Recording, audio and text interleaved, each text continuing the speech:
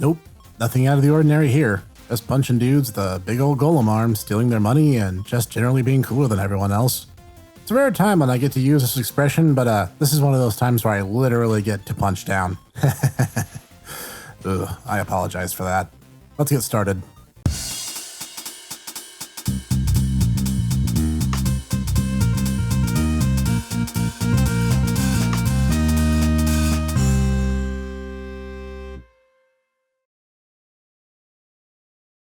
Greetings everyone, this is the Hipster Snek.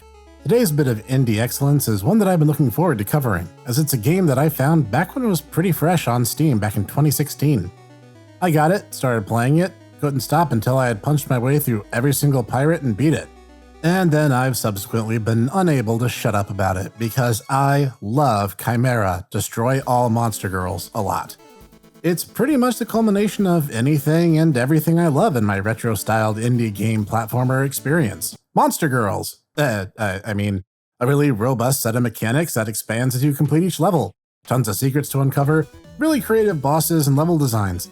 Yeah, that's totally what I meant.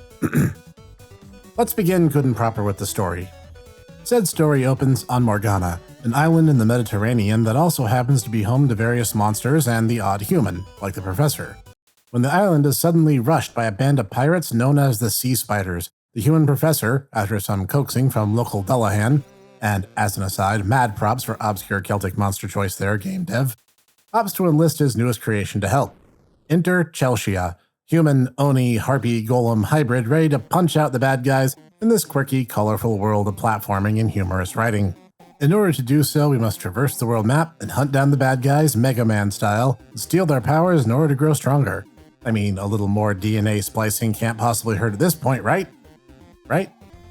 And the game looks great. It's pixel art at its finest, using bright, vibrant hues and striking color combinations to make every character distinct. I admit I'm a sucker for the recent boom in pixelated graphics, but here it works in the game's favor. And since each level has its own unique biome and themes tied to it, including ones that don't contain boss fights and aren't required to beat the game, it shows that a lot of time and effort went into making the game look as good as it possibly can. The character portraits in particular show a lot of thought was put into every bit of it. The bosses are all visually distinct and their attack patterns can be recognized with some persistence. Chelsea herself has tons of personality, so major credit due on the graphical front. And the sound is divine. I love the music, clearly inspired by the likes of Mega Man and some Nintendo franchises, maybe a little dash of Jake Kaufman inspiration in there too. The up-tempo rock techno fusion is not just reminiscent of bygone days of 8 and 16-bit gaming, but just genuinely pleasant on its own. The sound effects ring true too, with everything sounding great, no other way to put it, digitized punches and all. Games like this really shine, however, in terms of their gameplay, and Khimera has that in spades. You start with some basic abilities, a dash punch and a double jump for movement and attacking, a regular punch for regular damage, and you're thrust into the world of pirates and monster girls, with levels themselves acting as tutorials. Which really is to the game's credit, as it assumes the tutorial level will teach you what you need to know as you go. The levels are carefully crafted, and the overall pace tends to be brisk, making it a very satisfying game to play regardless of overall skill level. Personal story, I actually kind of address these levels in a maybe I'll do just one more level kind of way, and ended up completing the game all in one sitting. So it's that kind of design that really keeps the player engaged. In part because there are checkpoints mid-level, and dying only loses you the intangible concept of points and a bragging rights reward at the end of the stage. If you get stuck, you're offered unlimited chances to get through the stage without an archaic and frustrating live system bogging down the game's flow. Much like in Mega Man, there are various themed bosses that you need to defeat in order to progress, but there's also more than that. There are hidden goodies, like a monster encyclopedia you can fill out by finding its lost pages, or accomplishing side missions. You can also find dynamite plungers that'll open additional challenge missions for greater rewards, and even find the elusive gourmet gals that reward you with free samples of their cuisine in order to extend your life bar. There are tons of collectibles and hidden goodies awaiting the intrepid explorer, and it encourages replayability, not just with the unlockables, but also because each level rewards you with a letter rank at its conclusion, subtly encouraging you to shoot for A ranks in each. Any completionist should find this game highly satisfying to play from start to finish. As for ways the games could have been improved upon, I just wanted more Khimera. I mean, I know that's a bit of a cop-out answer, but I really can't think of anything. I mean, when the game was new, it was possible to not do the Harpy boss fight and miss out on what was then the double jump upgrade, but that's already been patched and you start the game with that now. So that's not legit. Some people complain that the game's getting easier over time, but then the dev introduced challenge themes like time attack, boss rush, and berserker mode, so that's addressed too. I guess what I'm saying is that I really, really want Khimera 2. And really, I could end the review on that, because the game is awesome and I think I've made that point perfectly clear. However, in a fortunate shakeup, I was able to get a hold of the game's dev's saxophone? I should have asked how to pronounce that screen name as one of the questions that I asked during my interview, but the important thing is I got to interview the game's dev, who, for the remainder of this, shall be referred to as the game's dev. And he was happy to share with me some insight in the behind the scenes of the game's development and its reception, which I shall now share an abridged iteration of with you all now. I asked, even with some of them being obvious, what were some of the biggest inspirations, mechanically speaking? He said, it actually isn't what most think. While I absolutely did draw from Shovel Knight as an example, it wasn't as much for the mechanics. He's kind of a slow boy and I didn't like that. Some of my main inspirations were Mega Man and Kirby. Shovel Knight gave me the idea to just let you use every move at once, kind of like a Smash Brothers setup, because switching between the relics was a pain. I asked, how did you design Chelsea? Did she come first, or did the game mechanics, or did one change the other over time? He said, I have a terrible habit of not being able to even start a game without a main character, so Chelsea absolutely had to come first. I had a rough idea in my head for her going in, but one day I just opened MS Paint and drew the first sprite and went from there. Golem Arm was kind of added on a whim. It was a stroke of genius because I'm bad at drawing little noodle arms that would absolutely have no range. But Big Arm lets you have some distance between the player and enemies without it being too weird. I ask, do other characters have a story behind them? Which of the boss characters is your favorite? He answered, quite a few characters are actually directly lifted from another game I was working on at the time, Histoire de Lune.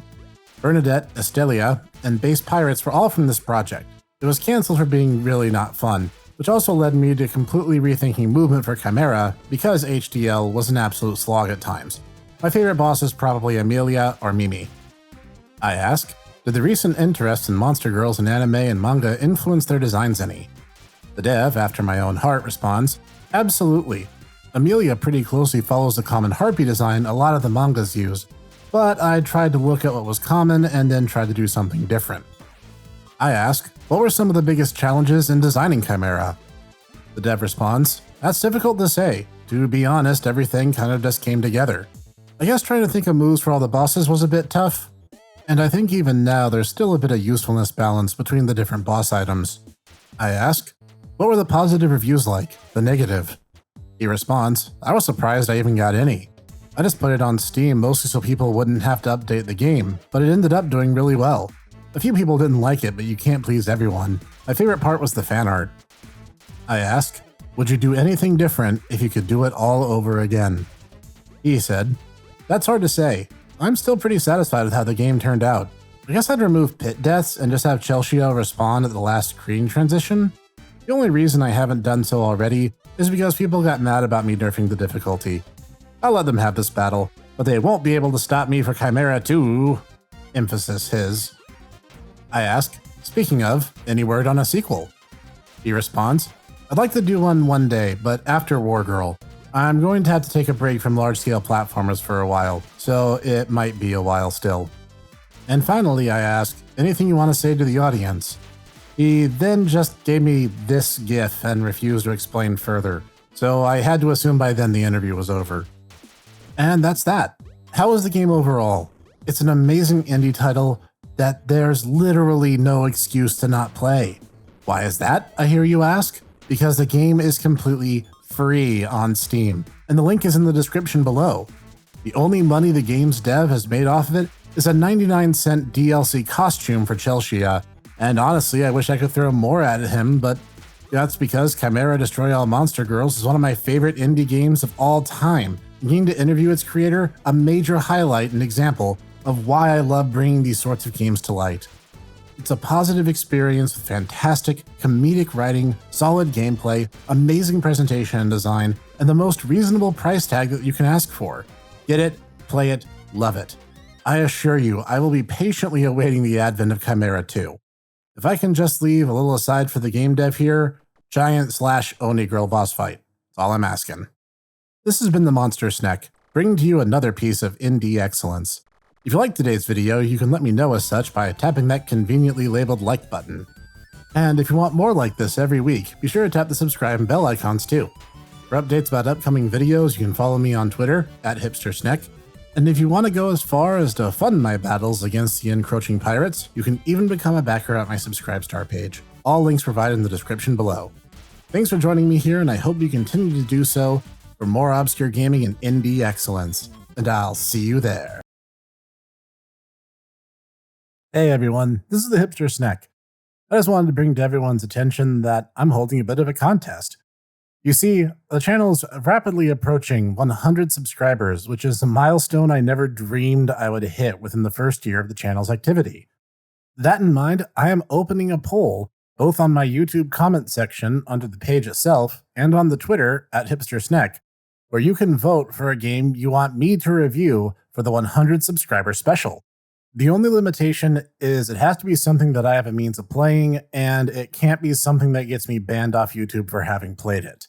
That said, go wild. Whatever game you want me to cover for the 100 sub special, I will do when that time comes. So be sure to leave your vote either in the comment section on my YouTube channel or on the pinned tweet @HipsterSnek. When the subtotal crests 100, that will be the time that video is the next to go live. That'll give you something to look forward to, and I will see you there.